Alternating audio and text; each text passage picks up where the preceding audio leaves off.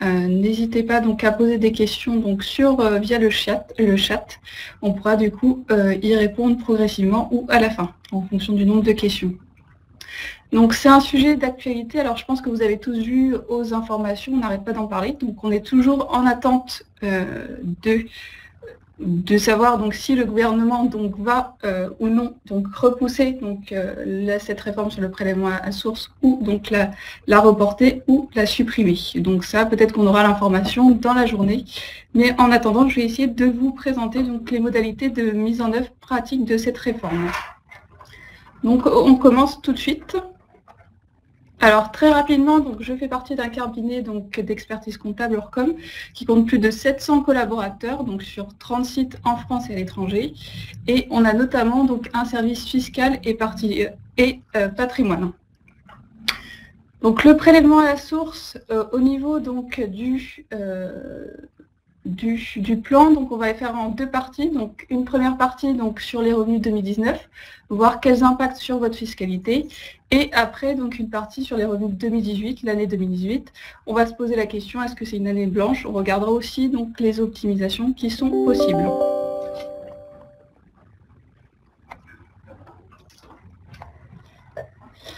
On commence tout de suite par la première partie, donc le prélèvement à la source dès 2019. Quels impacts sur votre fiscalité? Alors, ce qui est important de rappeler, donc ce qui change, c'est surtout les modalités de recouvrement de l'impôt. L'impôt, du coup, sera payé donc l'année de perception, donc on va percevoir nos revenus et payer directement l'impôt. Par contre, ce qui ne change pas, donc c'est qu'on devra toujours établir notre déclaration d'impôt sur revenu au mois de mai, pour qu'on tienne compte donc notamment du quotient familial, de notre situation familiale, des réductions et crédits d'impôt, et on sera toujours imposé au barème de l'impôt sur le revenu. Donc ça ne change pas. Ce qui change essentiellement, c'est les modalités de recouvrement. Alors, le prélèvement à la source, pour qui? On a deux formes donc de prélèvement en fonction de la nature des revenus.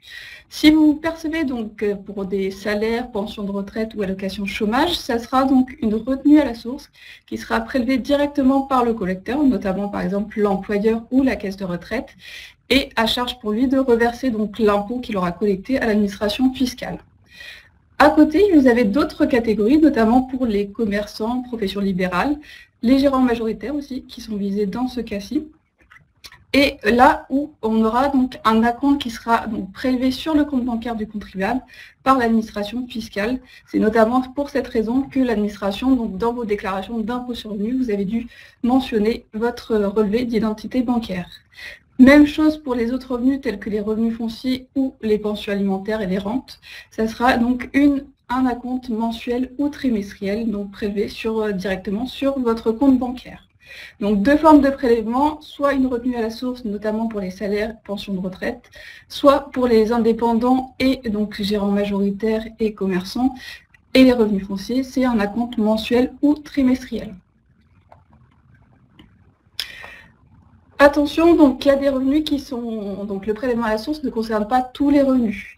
Certains donc revenus sont exclus du prélèvement à la source, notamment donc on a fait une petite liste, les plus-values mobilières, par exemple si vous cédez des titres de société à l'IS, donc ça reste donc soumis donc à un impôt classique, revenus de capitaux mobiliers, donc tout ce qui est dividendes, intérêts, les plus-values immobilières, et tout ce qui est plus-value, moins-value professionnelle. Donc là, elles resteront soumises donc à leur taux classique.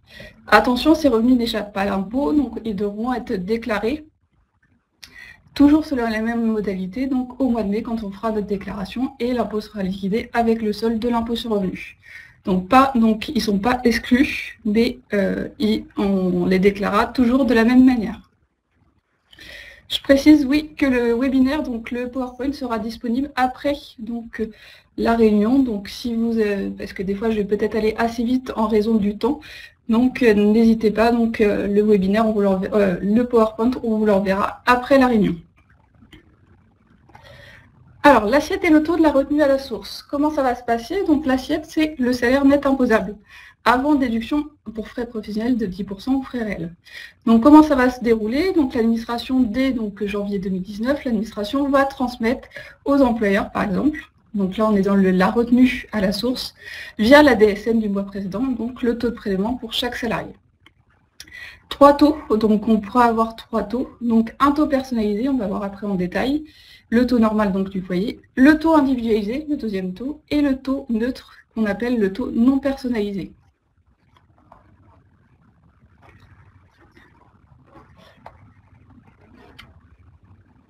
Alors les taux, comment ça se passe? Donc quel taux de revenu à la source? Donc on a plusieurs taux, donc notamment donc, le taux personnalisé donc, du foyer, c'est le taux par défaut. Vous avez dû le voir donc, sur votre avis d'imposition que vous avez certainement reçu au mois donc, de août ou septembre, donc que vous venez de recevoir. C'est le taux qui est déterminé par l'administration fiscale. Donc si vous ne faites rien, le taux qui sera appliqué, c'est votre taux personnalisé du foyer. Et notamment, on va le voir, qui est calculé notamment sur les revenus N-2 et après sur les revenus N-1. Ensuite, on a le taux individualisé. Alors ce taux, il peut être intéressant, par exemple, si vous êtes dans un couple, parce que c'est uniquement pour les couples mariés ou taxés, on a des disparités de salaire. Donc, dans ce cas-là, l'idée, c'est de répartir donc l'impôt entre monsieur et madame. Donc on modifie, alors ça ne change pas le montant de l'impôt total à payer, on fait juste une simple répartition du montant de l'impôt entre les conjoints. Et c'est une option, on va le voir, à faire par le contribuable.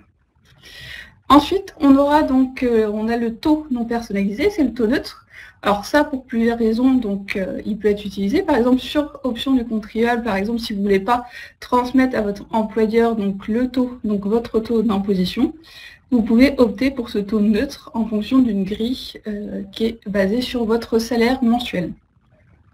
Et il est prévu aussi pour les autres cas, par exemple les primo-déclarants, pour lesquels ou dans les situations où l'administration ne connaît pas la situation du contribuable. Et en cas de début d'activité sur option.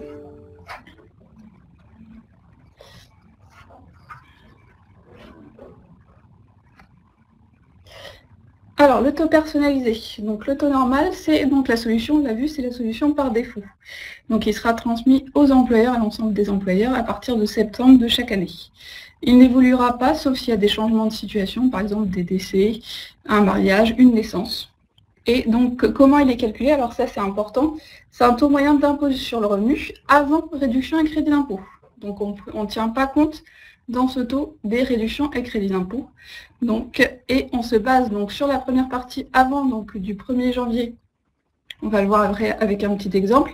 Du 1er janvier 2019 au 1er septembre donc, 2019, ça se basera sur le taux d'imposition moyen des revenus de l'année N-2. Donc des revenus 2017 que vous avez fait donc, en fonction de la déclaration que vous venez de déposer. Et ensuite, tous les ans, ça s'actualisera dès qu'on refera donc, notre déclaration d'impôt. Le taux va s'actualiser automatiquement. Un petit exemple, donc là c'est pour un contribuable célibataire salarié. Donc on voit bien donc revenu 2017 et revenu 2018. Donc par exemple pour des revenus de 50 000 euros, avec un taux par exemple de 15,5%, on a donc sur la première partie, il va s'appliquer du 1er janvier 2019 à août 2019. Et une fois que j'aurai fait ma déclaration sur mes revenus 2018, en mai donc 2019, mon taux va s'actualiser dès le 1er septembre. Et il va être transmis directement donc, à mon employeur, le cas échéant.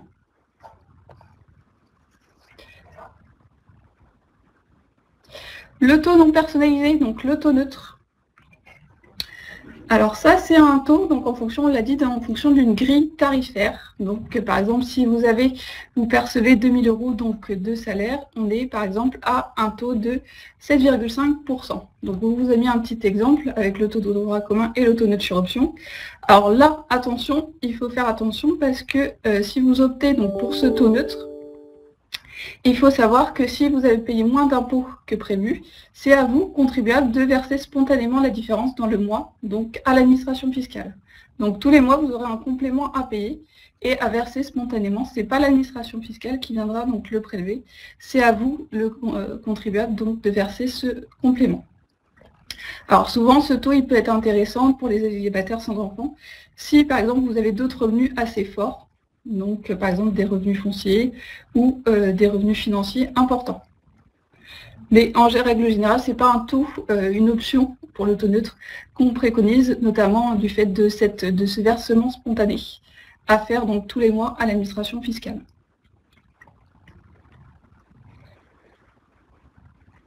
Donc voilà. Oui, c'est bien spontanément. C'est une démarche à faire, donc soit sur l'espace impôts.gouv, donc du client, du particulier, donc sur le site impôts.gouv, dans l'espace particulier du client, tous les mois.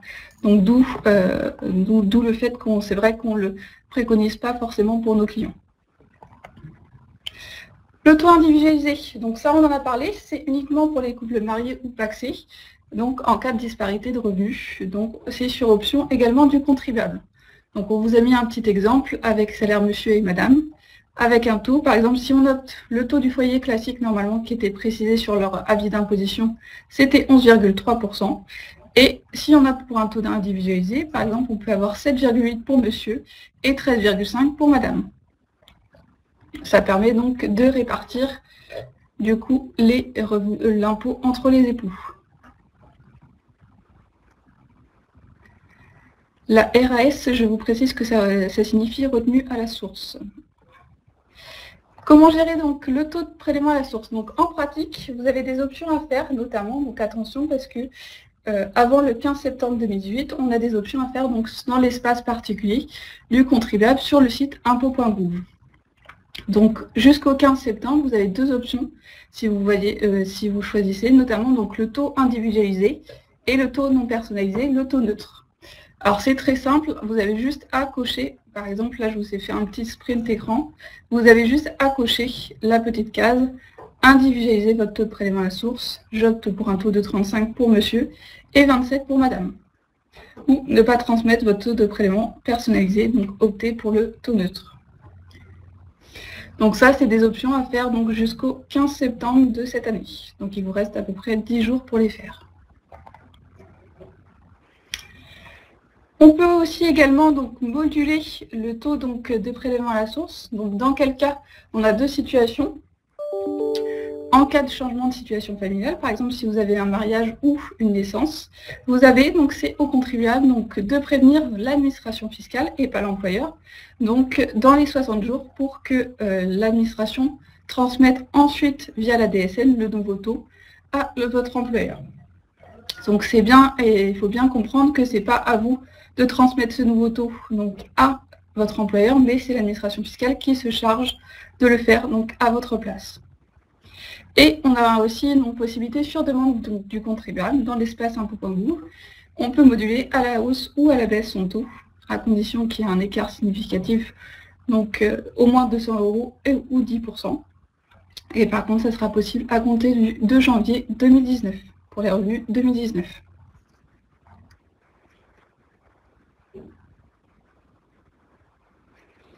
Pour les personnes, alors je précise juste pour les personnes qui n'ont jamais fait de déclaration, ça sera le taux neutre qui s'appliquera en fonction donc, du barème qu'on a vu. Donc là, on était sur la partie retenue à la source, donc c'était notamment pour les salariés, les pensions de retraite, les allocations de chômage.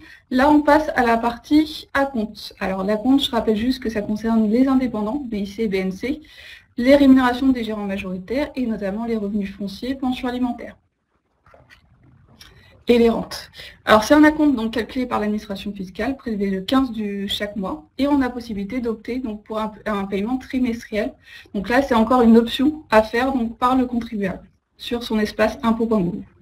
On aura possibilité donc d'avoir des reports, notamment donc des échéances, par exemple une fois par an en cas de paiement trimestriel, par exemple si on a des problèmes donc de trésorerie, et on a des cas particuliers, par exemple en début d'activité. On choisira nous-mêmes donc le montant de l'acompte l'année de début d'activité. Donc ça se fera sur l'espace impôts.gouv du client ou le vôtre. Et on pourra aussi suspendre donc, les revenus si, donc, par exemple, si on n'a plus de revenus. Attention, vous avez peut-être fait attention quand vous avez fait votre déclaration d'impôt sur revenus. Il y avait donc, par exemple, si je n'avais plus, donc si je ne percevais plus donc, de revenus, par exemple, fonciers l'année suivante, j'avais une case à cocher sur ma déclaration d'impôt sur revenus, afin que ça ne me génère pas du coup des acomptes.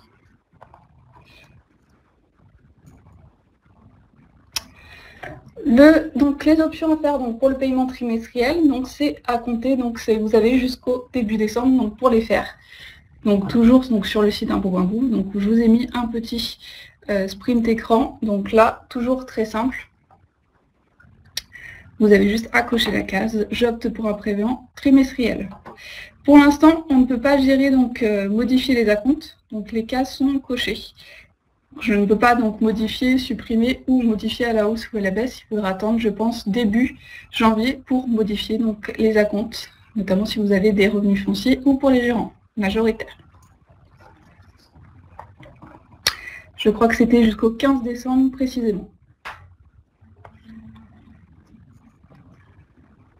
Je vous rappelle aussi que vous avez donc toujours, on aura toujours donc la déclaration d'impôt sur le revenu à établir. Donc toujours en mai donc 2019, on fera la déclaration d'impôt, notamment pour prendre en compte les crédits d'impôt et réductions d'impôt. Et le cas échéant, en fait, vous aurez, quand vous allez recevoir votre avis d'imposition, vous aurez peut-être un solde à payer ou un excédent. Donc le solde, par exemple, sera à payer et sera réajusté donc sur les derniers mois de l'année, jusqu'en décembre, si donc le montant est supérieur à 300 €.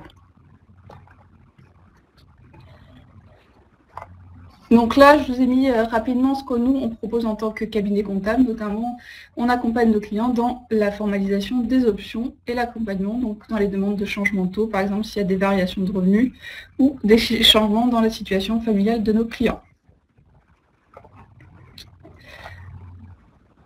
Donc, il faut bien comprendre que les acomptes, c'est soit un paiement, donc je répète juste parce que j'ai la question, c'est soit un paiement donc mensuel, c'est le principe, soit une option pour le paiement trimestriel. Par contre, pour les autres revenus, si c'est une retenue à la source, par exemple, si vous avez des salaires, non, ce n'est plus possible donc de payer de manière trimestrielle comme actuellement. Ça sera donc de manière mensuelle, on n'aura pas le choix, par exemple, si c'est des salaires. On passe donc à la deuxième partie, donc sur l'année 2018. Est-ce que c'est une année blanche et quelles sont les optimisations? On va voir notamment toutes les questions que vous pouvez vous poser, notamment sur les réductions d'impôts, sur les primes et sur les rémunérations donc des indépendants, des gérants. Alors, avant un petit rappel, donc, le principe, c'est qu'on va exonérer les deux revenus 2018 courants. Donc, le principe, c'est qu'on va mettre en place, donc l'administration va mettre en place un crédit d'impôt qui va venir neutraliser donc l'imposition de ces revenus. Donc, je précise bien que c'est les revenus classiques dits courants, afin d'éviter donc une double imposition donc en 2018 et 2019. Et par contre, donc je vous ai mis la petite formule de calcul. Et par contre, les revenus 2018 dits exceptionnels ne sont pas compris dans ce CIMR. Donc CIMR, ça veut dire crédit d'impôt de modernisation de recouvrement. Alors, qu'est-ce qu'on entend par revenu exceptionnel? Alors, il y a une liste qui a été donnée par l'administration fiscale, je vous ai mis le lien. C'est les revenus qui, par nature, ne sont pas susceptibles d'être recueillis annuellement. Donc, ils doivent être, en fait, quand vous allez faire votre déclaration d'impôt, il faudra les identifier. On va voir tout à l'heure une liste et des exemples de revenus exceptionnels. Alors, la question qu'on peut se poser, c'est est-ce que c'est intéressant de percevoir des revenus exceptionnels en 2018? Alors ça, j'attire votre attention sur le fait qu'on attend toujours la réponse. Toutes ces questions ou ces réponses sont susceptibles d'être modifiées le cas échéant si, par exemple, la réforme sur le prélèvement à la source est reportée ou annulée.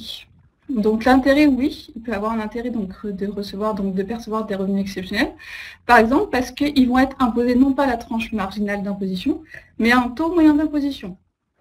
Et autre chose, par exemple, si vous avez, donc ça peut servir aussi à imputer des charges, donc déductibles du revenu global. Par exemple, si vous avez une plus-value l'année précédente et vous avez de la CSG déductible donc en N+1, donc en 2018, qui est assez importante, vous pourrez imputer donc, cette CSG sur vos revenus exceptionnels. Donc oui, ça peut être intéressant d'avoir des revenus exceptionnels. Les catégories, donc là c'est un petit tableau de synthèse du CIMR, donc on vous a mis en fonction de la catégorie donc des exemples. Par exemple là c'est pour les salaires, pensions de retraite.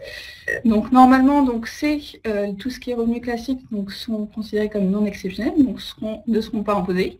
Par contre vous avez par exemple des revenus dits exceptionnels, indemnité de départ à la retraite, volontaire à la retraite, non-concurrence, indemnité de non-concurrence, de licenciement. Les primes non liées à l'activité ou non contractuelles, donc ça on reviendra après dessus, et tous les autres revenus qui ne sont pas susceptibles d'être recueillis annuellement. En revanche, tout ce qui est indemnité compensatrice de congé, préavis, fin de CDD et fin de mission, ça c'est considéré comme un revenu classique. Pour les revenus, par exemple, des gérants majoritaires, les BIC ou les BNC, les indépendants. Donc là, on a un petit calcul donc, à faire. Donc on va regarder en fait si la rémunération ou le bénéfice 2018, il sera considéré comme non exceptionnel dans la limite du montant le plus élevé des revenus 2015, 2016 et 2017. Donc en fait, je vais regarder, je vais comparer les revenus 2018 avec le plus fort des montants perçus en 2015, 2016 je suis très contente et 2017. du coup de vous présenter les statistiques. Si il est inférieur, eh ben, pas de problème, donc ça sera considéré comme un revenu non exceptionnel, donc non imposé. Par contre, si vous décidez donc d'augmenter votre rémunération, par exemple, on va dire en 2015, 2016 et 2017, vous avez perçu 100 000 euros de rémunération, et sur 2018, vous percevez 200 000 euros de rémunération, on aura une partie qui sera considérée comme exceptionnelle et imposée. Alors, petite particularité, mais ça on en reviendra après, si vous avez par exemple 2019, en 2019, vous avez plus de rémunération qu'en 2018, on aura la possibilité de faire une réclamation pour obtenir donc le remboursement de l'imposition payée. Donc voilà, pour la précision. Les revenus fonciers, donc là, pas de choses particulières. Donc ça sera donc les loyers sur 12 mois. Il y a certains revenus qui ne seront pas considérés comme des revenus classiques, notamment les indemnités de pas de porte, tout ce qui est subventions, certaines subventions perçues pour financer des charges. Donc ça, il faudra regarder aussi au cas par cas. Tout ce qui est, je rappelle que tout ce qui est dividende plus-value mobilière, donc là, quel que soit le montant, c'est considéré comme un revenu exceptionnel, avec une imposition donc classique flat tax à 30% ou option pour le barème de l'impôt sur le revenu.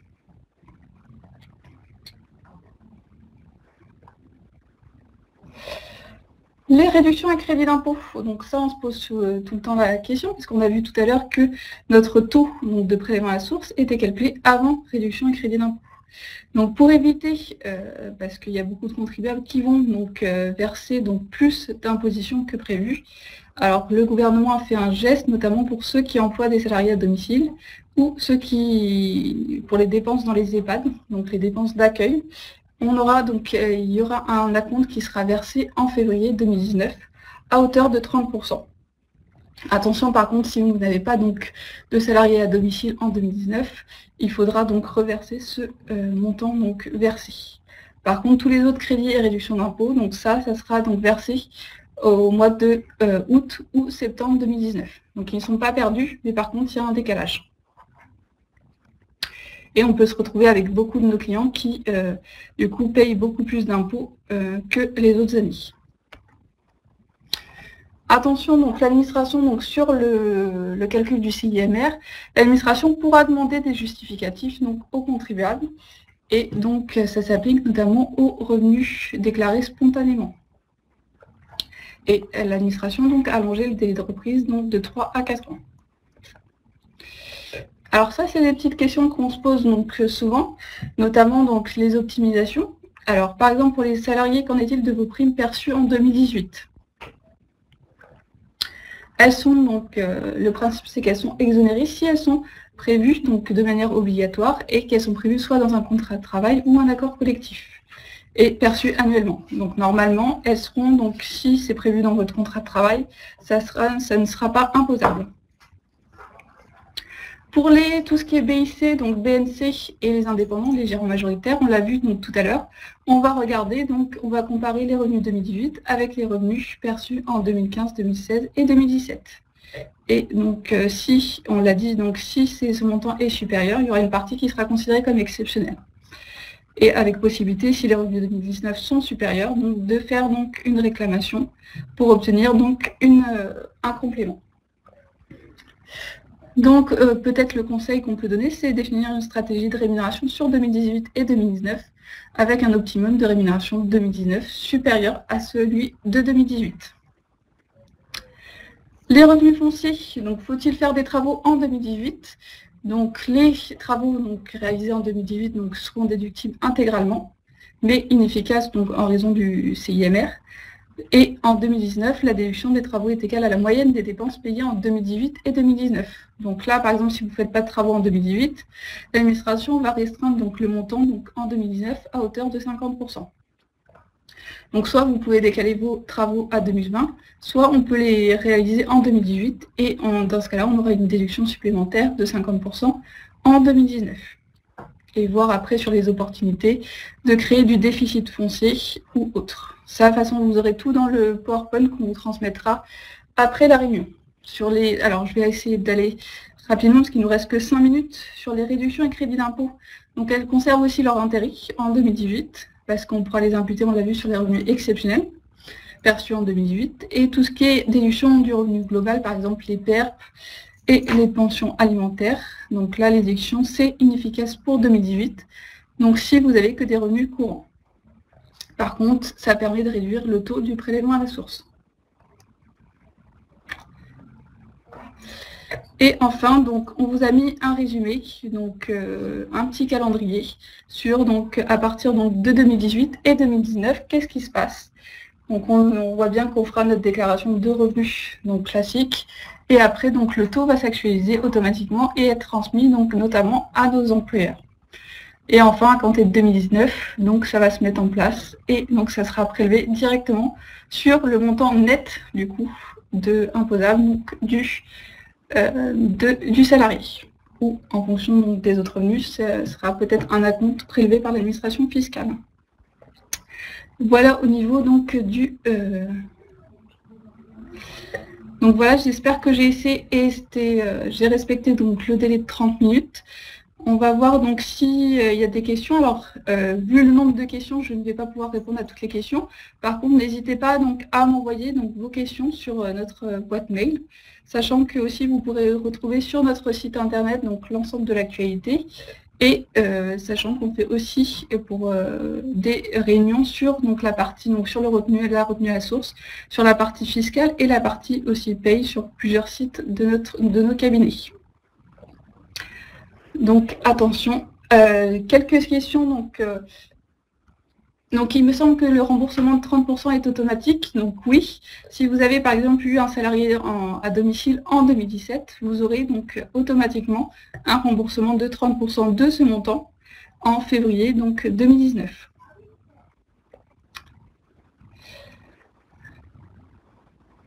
Alors l'intéressement, il faudra regarder à chaque fois si c'est prévu, donc à chaque fois dans le contrat de travail, en fonction des modalités, donc accord collectif ou contrat de travail. Après, on attend, je pense, plus de précision sur les primes qui seront exactement donc, imposées.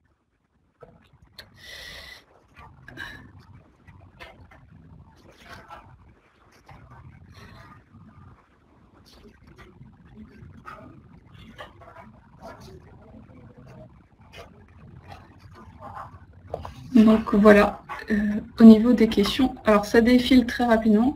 Je vais essayer de remonter peut-être pour voir les autres questions.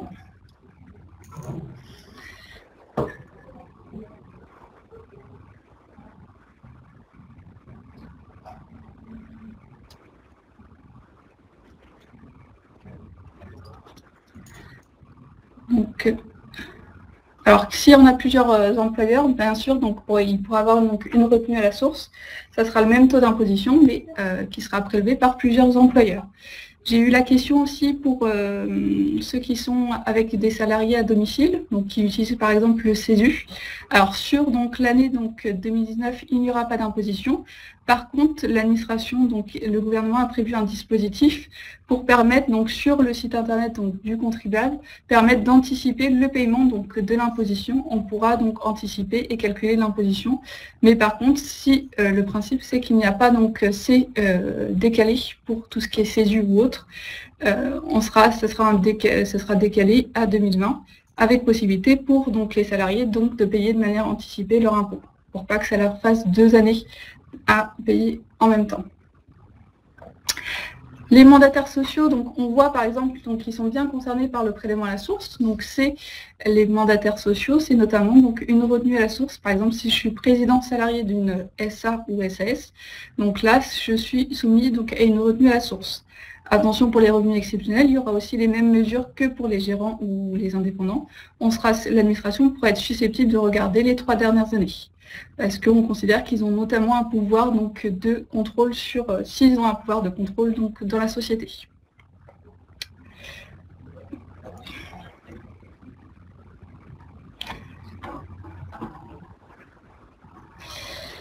Donc voilà au niveau des questions. Pour les gérants majoritaires, je précise aussi, je rappelle aussi que c'est un acompte. Par exemple, gérant majoritaire de SARL, c'est un acompte qui est versé, donc qui sera prélevé par l'administration fiscale de manière donc mensuelle tous les mois, et donc avec possibilité d'opter pour un paiement trimestriel. Donc on a une différence entre les dirigeants salariés et les gérants majoritaires donc de SARL.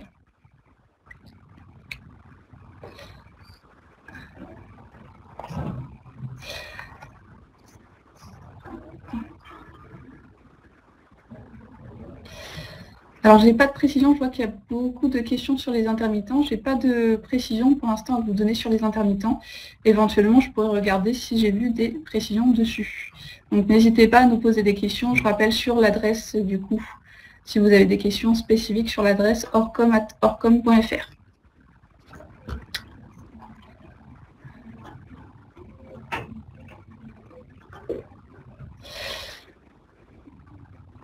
Alors, le taux neutre, il y avait une question, est-ce qu'il est progressif? Oui, il est calculé en fait en fonction du salaire mensuel. Donc, plus vous touchez, du coup, plus vous payez, donc plus le taux peut être important. Alors, ça veut dire qu'il n'est pas forcément intéressant dans toutes les situations, parce qu'en fait, on considère que vous êtes, c'est comme la situation si vous étiez un célibataire, donc sans enfant à charge et sans demi-part, donc on ne prend pas en compte le quotient familial.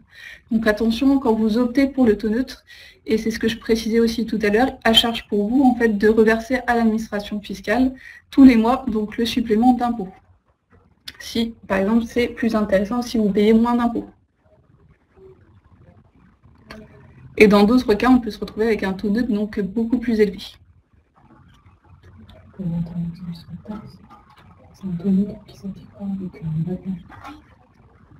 Alors apparemment, je viens d'avoir l'information que pour les intermittents du spectacle, ça serait peut-être donc à confirmer, mais ça serait peut-être un taux neutre qui s'appliquerait.